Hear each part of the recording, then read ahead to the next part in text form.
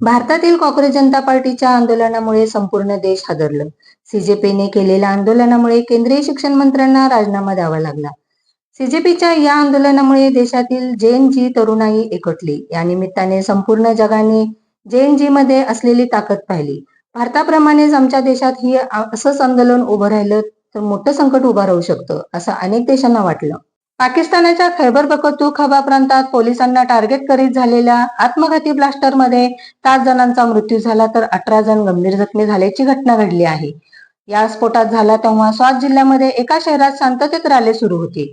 वृत्तसंस्था पीटीआयने दिलेल्या वृत्तानुसार हा हल्ला आत्मघाती हल्ल्यासारखा होता, मात्र याबाबत अधिकृत माहिती मिळालेली नाही. आफ्रिकेतील डेमोक्रॅटिक रिपब्लिक ऑफ द काँगोमध्ये अर्थात काँगो येथील इबोलाचा प्रादुर्भाव झपाट्याने वाढत आहे. तेथील परिस्थिती दिवसेंदिवस गंभीर बनत चालली आहे. जागतिक आरोग्य संघटनेने WHOने याबाबत इशारा देत योग्य वेळे नियंत्रण न मिळाल्यास मोठ्या प्रमाणात जीवितहानी होण्याची शक्यता व्यक्त केली. इंडोनेशियातील मधुरा बेटाजवळ धक्कादायक घटना घडली आहे. एका जहाजाला आग लागल्याची घटना घडली. यामध्ये 5 जणांचा मृत्यू झाल्याची माहिती मिळाली तर 41 जण बेपत्ता. 225 जणांना बचावण्यात यश आले आहे. आग लागली तेव्हा जहाजावर 271 प्रवासी आणि कर्मचारी होते, अशी माहिती देखील मिळाली. JTN news.